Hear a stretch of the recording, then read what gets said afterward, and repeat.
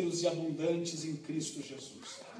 E eu não poderia deixar de citar o irmão Dinozir, a irmã Miriam, que no ano de 2006, não lembra, né? No ano de 2006, nós estivemos juntos na cidade de Guaraxaba. Me levou numa van, saímos 2 horas da tarde, chegamos 8 horas da noite, lembra? Maravilha. Um prazer revê-los. Que Deus vos abençoe, que o Senhor Deus continue a ser com vocês, com a vossa família, com os vossos filhos, que não me lembro o nome, mas lembro da feição deles. E a todos os irmãos, que o bom Deus continue a vos abençoar.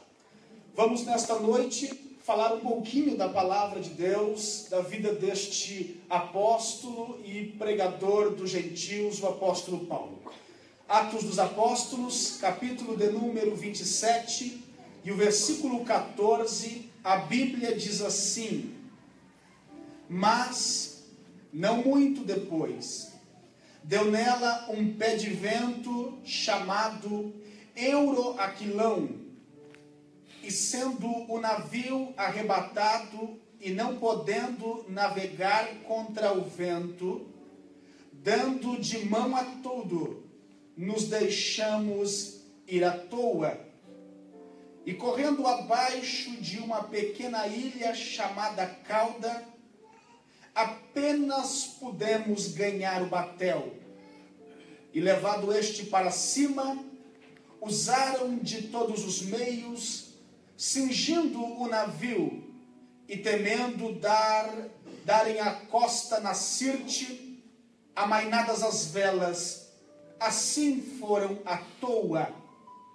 Andando nós agitados por uma veemente tempestade, no dia seguinte aliviaram o navio.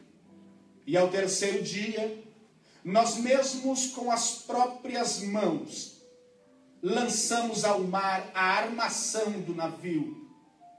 E não aparecendo, havia já muitos dias, nem sol, nem estrelas, e caindo sobre nós uma não pequena tempestade, fugiu-nos toda a esperança de nos salvarmos.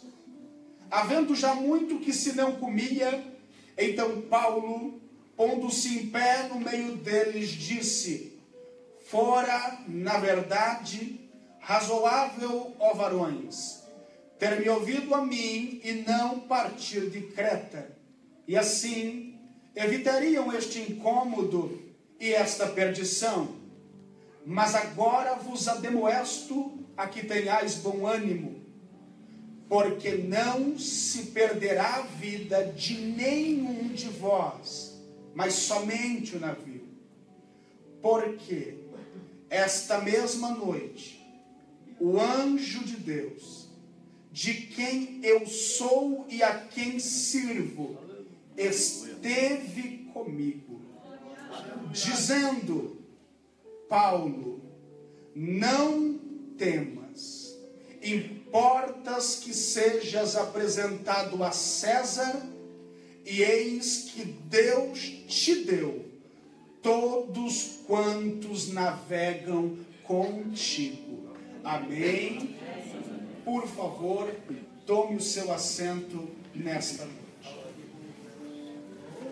Queridos irmãos, amigos que estão aqui nesta noite, nós estamos diante de uma bela história bíblica, diante de um fato ocorrido na vida de um dos maiores missionários que já pisaram nesta terra.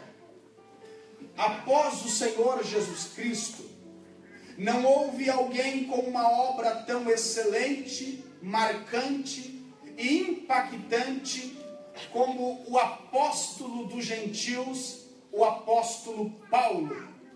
Estes que através da unção de Deus e do chamado de Deus na sua vida, destruiu fortalezas de Satanás e implantou o evangelho do Senhor Jesus Cristo por diversas cidades. Este homem respeitado temido e reconhecido como um digno apóstolo de Cristo. No cenário que nós lemos nesta noite, ele está caminhando para a sua última viagem missionária. Paulo está dentro de um navio adramatino, navegando no mar Adriático, a caminho de ser apresentado a César Augusto para ser julgado. Este será julgado por pregar uma mensagem e costumes contrários à mensagem romana e aos costumes romanos.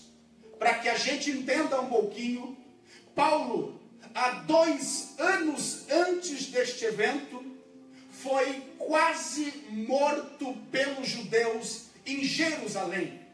Porém, um soldado, na hora exata, o capturou e o levou até a cidade de Cesareia.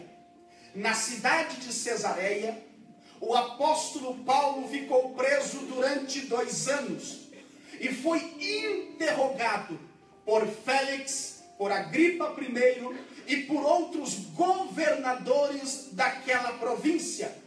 E o que eu acho mais admirável no apóstolo Paulo é que mesmo diante das grandes autoridades daquela época, ele não hesitou em pregar o evangelho. Quando o apóstolo Paulo está diante de Festo e de Agripa, ele consegue arrancar dos lábios destes homens a expressão: as muitas letras te fazem delirar, ó Paulo. Queres tu também que eu me torne um cristão? Quando falam isto a Paulo, Paulo diz: bom seria que todos servissem a Cristo Jesus, aquele que eu prego. Mesmo diante de poderosas autoridades que poderiam lhe dar a liberdade. E se você em sua casa ler depois, você verá que Festo e Félix aguardam que Paulo lhes ofereça dinheiro para que eles o liberte. Paulo não tem dinheiro, mas Paulo tem a palavra de Jesus Cristo nos seus lábios.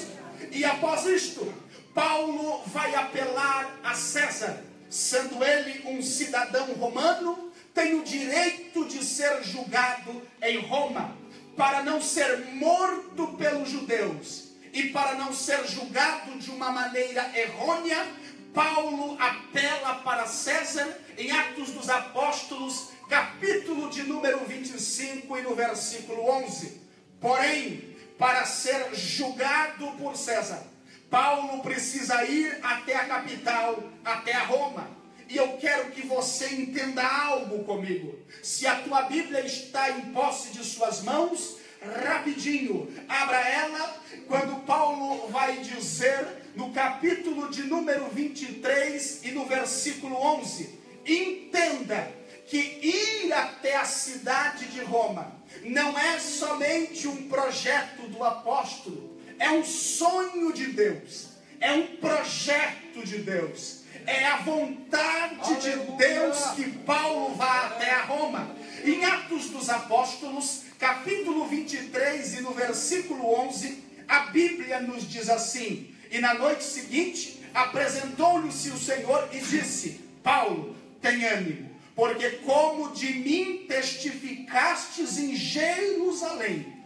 assim importa que testifiques também em Roma. Então, ir até a cidade de Roma não é somente mais uma viagem turística ou uma viagem missionária, é o plano de Deus, é o projeto de Deus, é a vontade de Deus que o apóstolo vá até a cidade de Roma.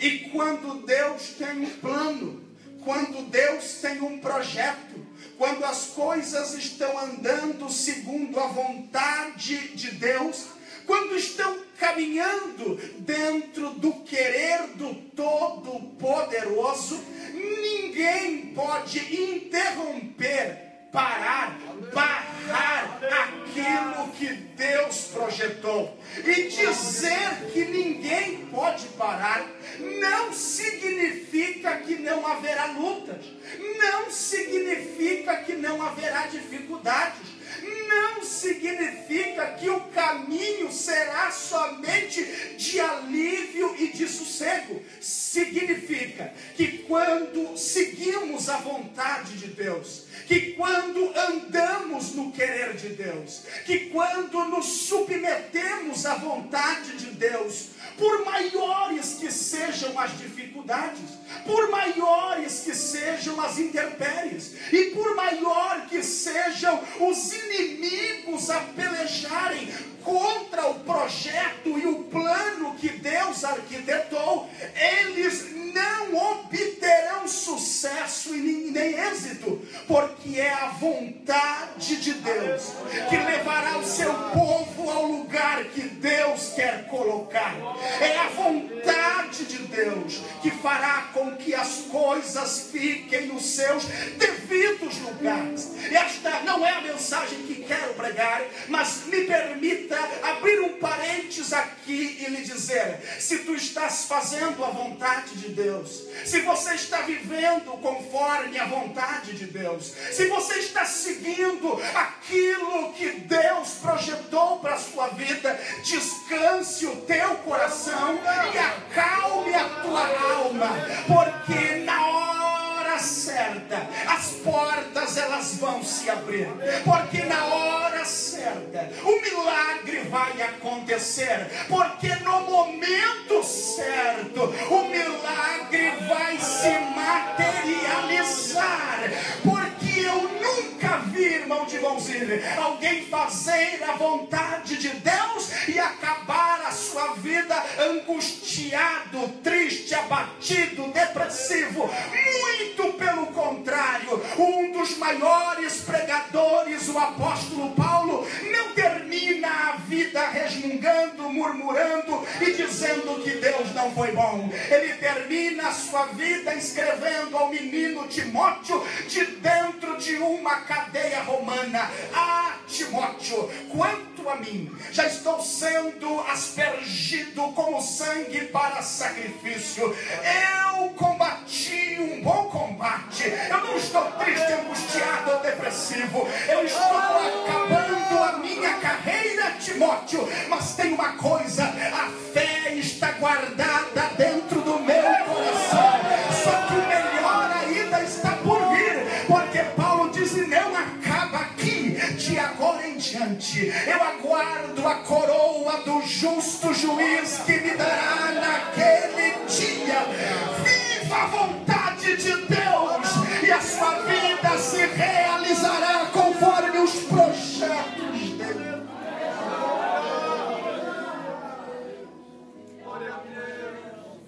Glória a Deus. A presença dele está aqui neste lugar. Aleluia! E junto com outras 275 pessoas, Paulo é colocado em um navio com destino à capital Roma. Porém, senhoras e senhores, não é período de se navegar. Por quê? Porque está se iniciando um período chamado de período de se invernar. Era o período do inverno. E nesta época, paravam-se todas as navegações. Os navios encostavam. Por quê? Porque os ventos que sopravam eram terríveis. Mas o capitão desta embarcação decidiu, pastor, ir um pouco mais adiante. E ele disse: quando chegar na costa de Creta, lá nós iremos invernar.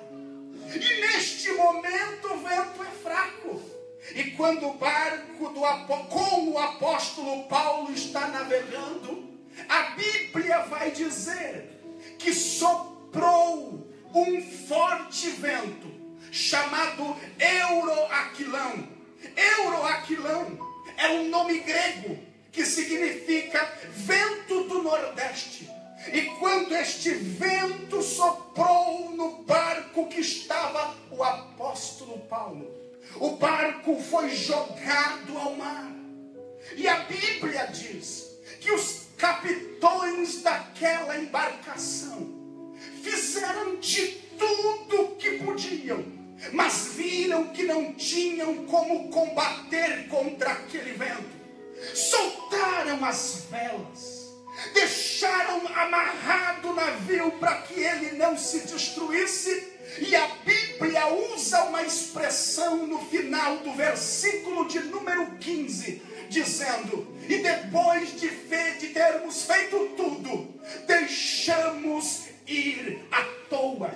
E com isto eu aprendo que aqueles que muitas vezes entregam a sua vida ao altar do Evangelho irão enfrentar na sua história de vida ventos que vão soprar para tentar de todas as formas desestabilizar a vida e a alma daqueles que estão na presença de Deus.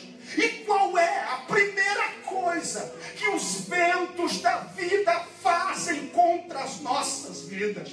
Eles nos fazem perder o controle da situação. O capitão experiente daquela embarcação se vê sem saída diante daquele poderoso vento. Mas, senhoras e senhores, estamos falando de um habilidoso e experiente capitão, mas mesmo habilidoso, mesmo experiente, de uma hora para outra, foge o controle de suas mãos.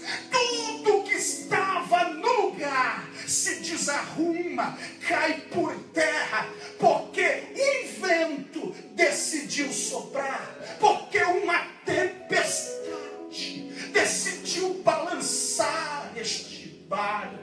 Eu não sei como está a sua vida aqui nesta noite. Eu não sei como está a sua família, o seu emprego, o seu ministério. Mas Deus põe uma palavra no interior de minha alma nesta noite para lhe dizer: os ventos sopraram e tudo que estava no lugar se desarmou. E você está olhando e dizendo: mas até ontem estava tudo certinho, estava tudo projetado, estava tudo no seu devido lugar, e hoje eu perdi o controle da situação.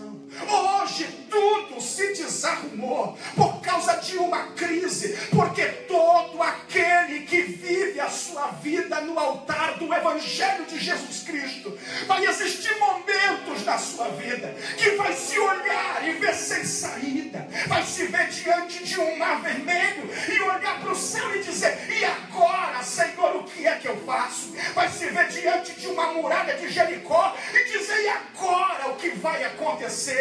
Mas se talvez saiu do controle das suas mãos, mas se talvez você perdeu a rédea, o domínio desta situação, e você está dizendo: eu não sei o que vou fazer, eu venho lhe fazer lembrar: saiu do teu controle, saiu da tua direção, saiu do teu cronograma, saiu da tua organização, saiu dos teus projetos, mas não saiu da mão do Todo-Poderoso.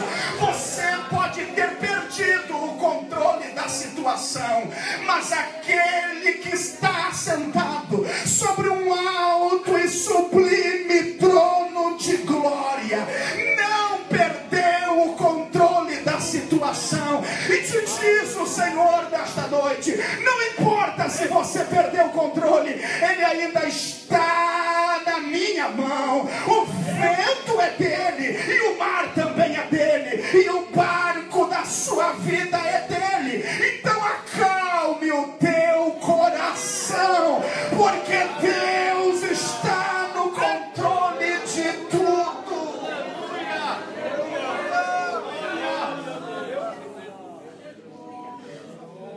Você gosta de Bíblia?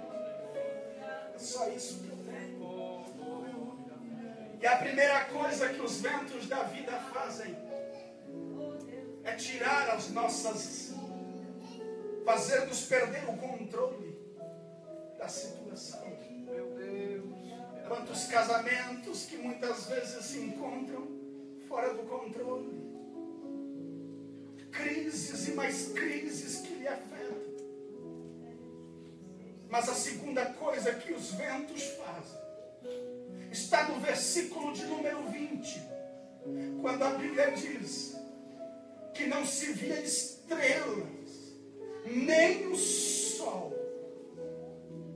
Sabe o que os ventos da vida fazem? Tiram as nossas referências, afastam pessoas que estavam do nosso lado, pessoas que um dia disseram: a hora que precisar, pode contar comigo. A hora que quiser uma ajuda, pode bater na porta de casa. Amigo do peito, que estava junto, mas quando o vento chegou, quando a prova chegou, quando a dificuldade chegou, foi o primeiro a correr, foi o primeiro a te abandonar, foi o primeiro a fechar a porta, foi o primeiro a murmurar contra ti, foi o primeiro a te deixar. E você diz: aonde estão os meus amigos? Aonde estão os meus companheiros? Aonde estão os meus ajudantes? E Paulo já havia sentido isso, porque quando ele escreve aos Filipenses, ele diz: ninguém me assistiu na minha primeira defesa, todos me deixaram, só Lucas esteve comigo. Ei, entenda uma coisa: não acredite muito naquilo que as pessoas dizem, porque o homem é especialista em mentir, abandonar, esquecer, desprezar e nos angustiar. O homem é especialista em nos deixar de lado, em nos deixar no meio da provação. Mas existe alguém que não te abandona, existe alguém que não te troca, existe alguém que não te deixa, existe alguém que nesta noite te diz: eu não quero o teu dinheiro, eu não quero as coisas que você tem, eu não quero nada que tem no seu bolso, eu quero é ser o teu amigo.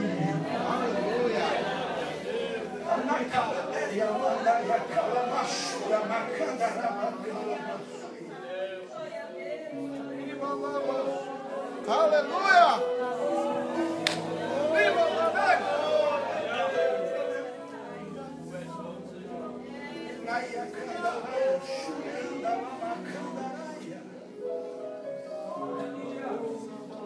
Não está encontrando um ombro de ninguém para chorar. Está o ombro de Jesus aí para você chorar. Deixa essas lágrimas escorrerem e pingarem no chão. Coloca essa dor para fora, porque hoje Ele quer sarar a tua alma neste lugar. A depressão está sendo repreendida pelo poder do nome de Jesus. A angústia causada pelo desprezo de um filho ou de um esposo está sendo posta por terra em nome de Jesus agora. Alegre o teu coração, porque o bálsamo de Deus está sarando as feridas da tua alma aqui neste lugar. Glória a Deus, glória a Deus, glória a Deus.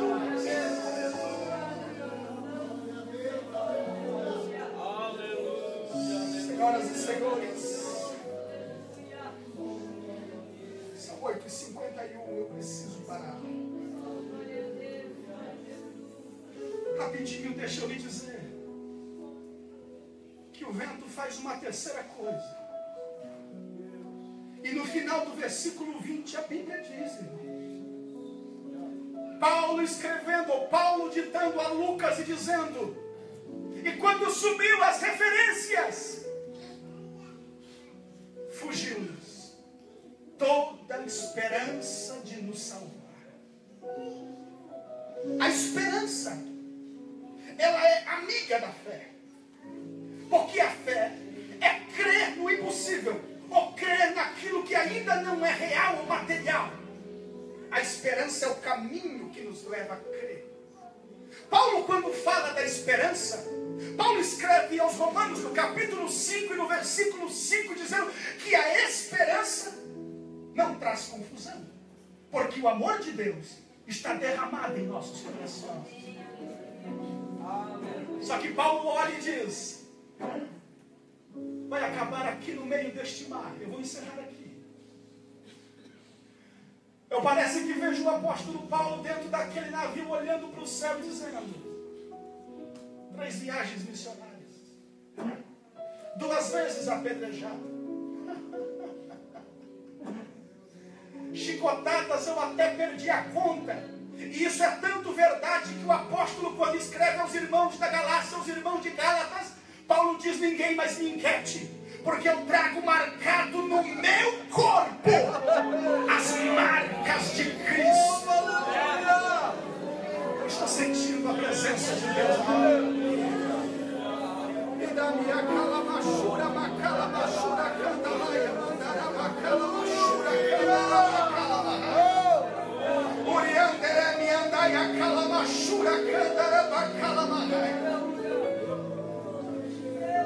Aleluia! Parece que vejo Paulo olhando para cima e dizendo: vai acabar aqui. Será que a minha história acaba aqui? Porque como que eu vou sair do meio desse mar? Não tem ninguém aqui. Como que eu vou sair daqui? Só que você lembra de quem é o projeto de ir para Roma? O projeto de ir para Roma não é de Paulo. O projeto de ir para Roma não é do capitão da embarcação. É de Deus. E se é de Deus, a morte tem que esperar um pouco. Se é de Deus, o inferno tem que dar meia volta, porque o projeto é de Deus. Descansa o teu coração, porque os teus filhos entrarão por aquela porta. Aleluia! Descansa o teu coração, porque os teus familiares se renderão a Cristo como você tem pedido. E eu vou encerrar dizendo que se os ventos da vida fazem isso, meu Deus, pastor, não vou conseguir segurar antes da hora. Maravilha! Se o vento da vida faz tudo isso, aonde está Deus? O que é que Deus faz?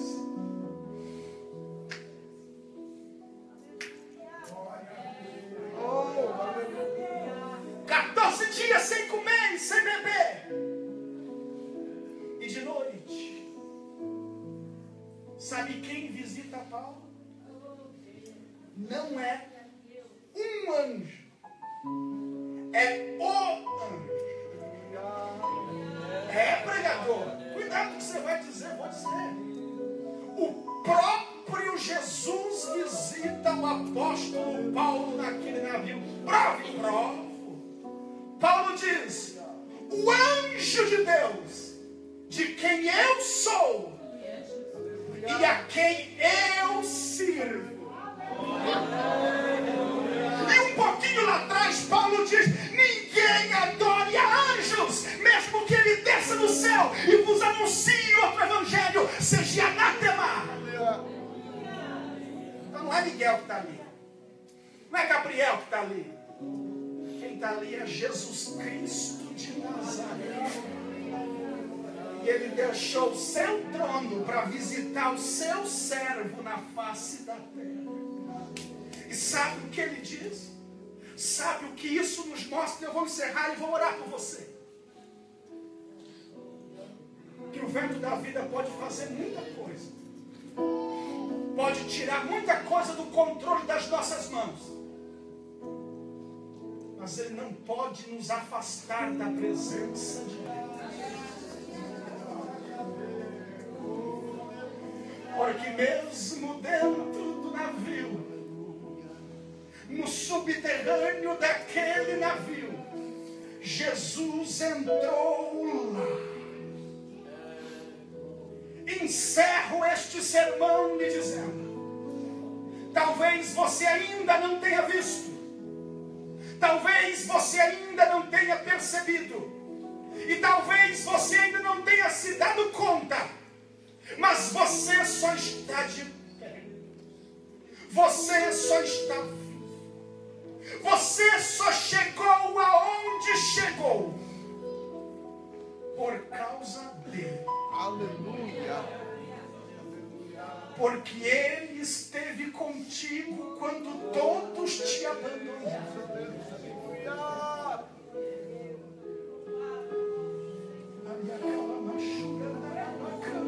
Por favor, esteja em pé.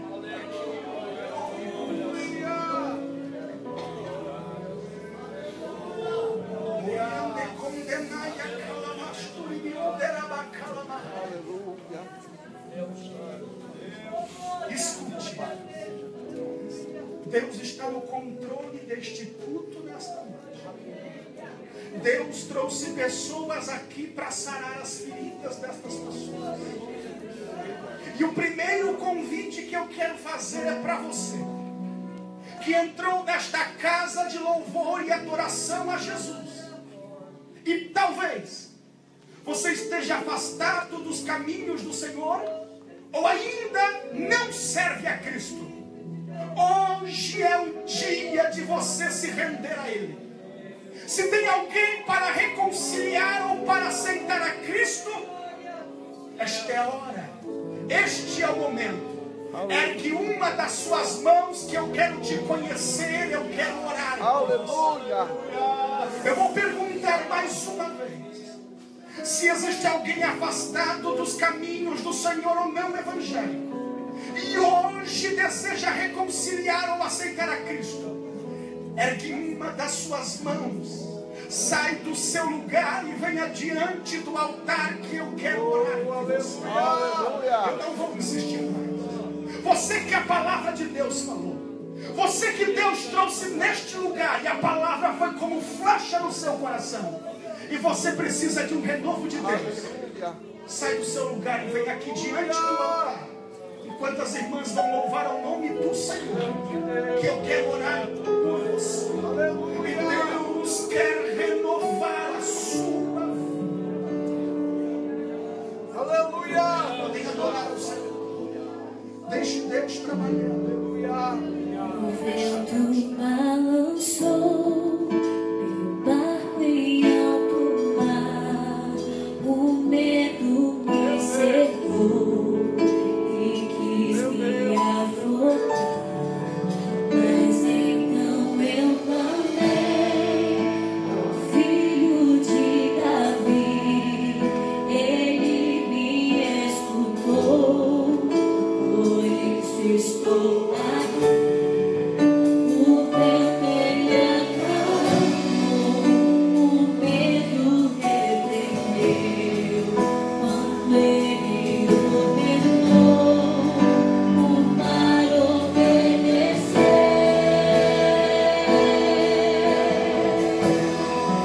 Não temo mais o mar, pois firme está minha fé, no meu barquinho está Jesus de Nazaré. Alegre o Se seu o coração. vento me cercar, ou se o vento soprar, se eu vou eu clamarei, e Ele me socorrerá.